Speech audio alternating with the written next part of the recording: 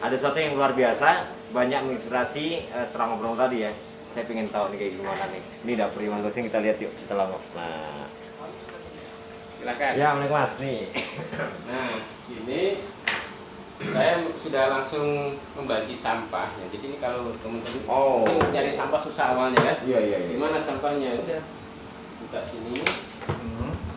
Oh ini untuk memilah sampah di sini. Jadi langsung ini yang non organik. Jadi kalau saya buang sampah begini ya udah situ. Nah ini yang organik. Nah misalnya saya habis nyuci kan banyak nih, misalnya bekas ini ya. Udah saya taruh sini. Jadi ini dikreasi sendiri Mas ya? Ya, dan ini pakai plastik bekas. Ya. Ya, jadi bekas di belanja saya kadang mungkin ya. beli GoFood gitu ya. Jangan dibuang, saya tampung. Jadi ini plastik bekas. Ini di sini nih. Ini yang besar, yang kecil, saya taruh di sini. Karena kalau kita langsung buang sayang. Iya. Saya memastikan semua yang ini sudah 3R itu, reuse, recycle, ya, reduce. Jadi reduce itu bisa mungkin ngurangin, reuse kalau bisa dipakai lagi. Ini kan reuse nih. Plastik yang sudah misalnya bungkus-bungkus itu saya nggak langsung buang, tapi saya tampung dulu untuk jadi tempat sampah. Jadi saya nggak pakai tempat sampah baru. Kemudian recycle. Gitu. Nah jadi yang sementara karena belum ada recycle yang non organik, ya ini yang saya buat diambil tukang sampah itu sebenarnya yang non organik. Ini ngajak adik-adik juga nih, keluarga gitu. Anakku udah otomatis. Oh tuh iya ya, karena hari-hari ngeliat gitu ya. Iya. Jadi saya nggak punya pembantu di rumah, semua pekerjaan dilakukan oleh anggota keluarga. Misalnya anakku kan bagian kadang ditugasi cuci piring. Iya.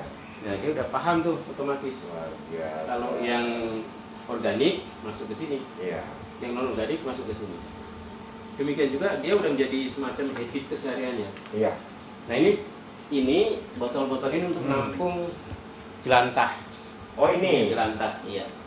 Ini jelantah kita kumpulkan. Jadi ini contohnya mas jelantahnya banyak yang saya.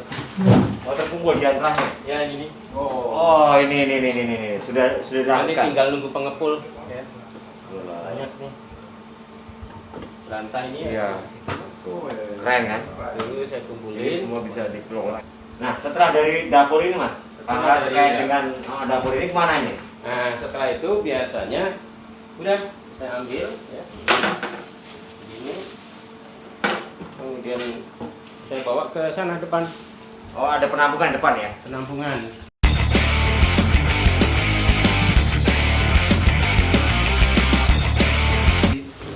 Kalau yang non organik masuk sini, ya sampah ini diambil sama tukang sampah. Kalau yang organik udah. Oh dari dapur ke sini ya? Ke sini. Ini ya. Ya masuk ke sini. Jadi ini coba lihat.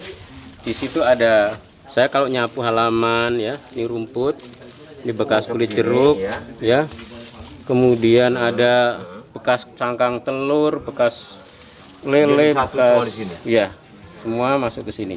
Iya. Dan ini jaraknya dari ruang tamu saya cuma dekat sekali ya?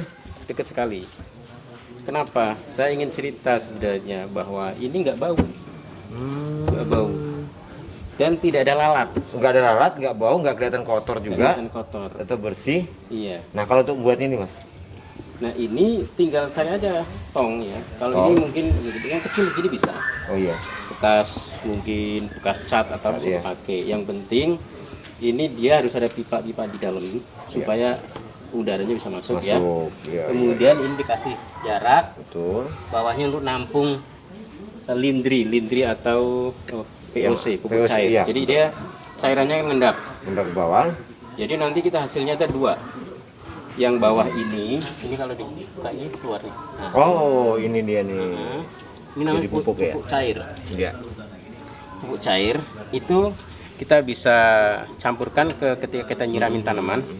Kasih aja nih sedikit, satu tutup botol itu bisa cukup untuk 10 liter. Ya. Itu. Jadi untuk mupuk. Saya tampung di sana itu banyak. Terus yang lainnya jadi pupuk ini. Nah ini udah jadi nih. Ini bisa tinggal ditaruh ya. Ini jadi organik. Dan ini teman-teman, ini setahun ini nggak bakal penuh. Setahun nggak penuh ini? nggak penuh. Terus ini ditaruh di yang Jadi dibuat dia yang sebenarnya kita mungkin ketika masukin kan terasanya banyak, iya, iya. tapi kan dia menyusut. Terus airnya tadi yang untuk pupuk dimasukkan ke jerigen-jerigen seperti Jerigen ini. ini. Nah, ini nih. Oh, Jadi saya tampung ini, di sini. ini. Nah, ini. Oh, ini dari sana tadi ya? Nah, ini begini. Itu berapa lama Mas kalau ngambilnya itu kira-kira? Ya. Biasanya?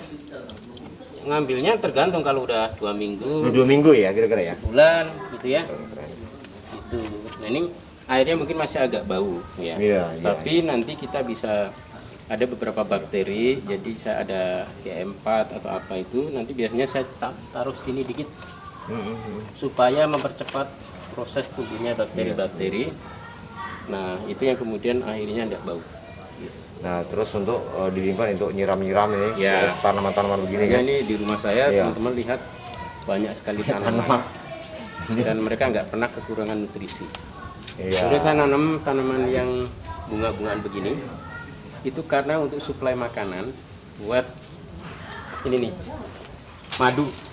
Oh, jadi ini madu nih untuk tawon ya? Tawon. Nih, lihat ya. Lebah. Lebah. Nih. Ini Bang Asun biasanya buat Wow, begini nih. ini nih. Jadi saya piara lebah. Ini lebah kelanceng namanya. Ini ada. Terus ada satu bunga Mas yang mengakibatkan nyamuk nggak banyak, itu bunga apa Mas? Oh, itu sebenarnya ada beberapa jenis tanaman Iya. yang ya orang paling tahu banyak kan lavender. Nah. Tapi ada, kita punya bunga telang. Oh, Di atap saya itu ada bunga telang. bunga telang. Itu juga ngaruh untuk mengurangi nyamuk. Itu ya. Dan bunganya itu bisa untuk pewarna alami. Oh, yang biasa buat tes mata bayi itu kali ya? Iya, biru. Oh iya bener, iya. Kita kalau mau bikin Keren, nasi keren. kan, Iya. itu juga lumayan mengurangi nyamuk. Keren banget. Sangat inspiratif di rumah Mas Gosin, banyak pelajaran yang saya pikir banyak kita bisa terapkan di lingkungan rumah kita. Kita akan coba nanti. Ini ada sarang lebah juga. Ya, ikan, ya. ini ikan nila. Ini ada ikan. Nah, ini berhubungan semua ya satu dan satunya. Ini ikan nila. Ini ikan juga. Jadi jangan khawatir kalau kita punya tanah sedikit, ini juga kecil sekali. Segini kolamnya, ya. Ikan nila. Di belakang ada ikan lele juga, ikan mas. Oh. Jadi kadang sampah-sampah bekas itu apa misalnya sisa makanan, ya udah saya taruh sini untuk makan mereka. Iya. Luar biasa, sangat inspiratif sekali nih. Dan dengan memperbanyak tanaman di sekitar rumah, sebenarnya Iya. itu filter alami buat udara di rumah. Jadi kalau lihat teman-teman itu kan selalu terbuka rumah saya Iya. itu, karena ya memang di sini jarang sekali debu. Iya. Jarang sekali debu. Dan udara yang masuk ke sini kan udah terfilter oleh tanaman yang ada di seluruh rumah saya. Nah itu buat kesehatan anak Dan ya, nggak biaya kita- tinggi karena berapa hal tadi bisa dimanfaatkan untuk seperti pupuk, seperti Iya. nanti terkait dengan yang lain Mas ya. Betul, Bu. Keren nih, sangat inspiratif sekali. Saya bisa panen ikan. Panen ikan. Kadang berlebih saya bagi ke tetangga-tetangga. Subhanallah. Mungkin saya nggak ngejual sementara ini, tetapi dengan saya membagi ke tetangga kan membuat hubungan dengan tetangga makin. Suasana bahagia pun juga terjadi di tengah lingkungan Mas ya. Silaturahminya terjaga. Benar-benar teman-teman, aduh luar biasa.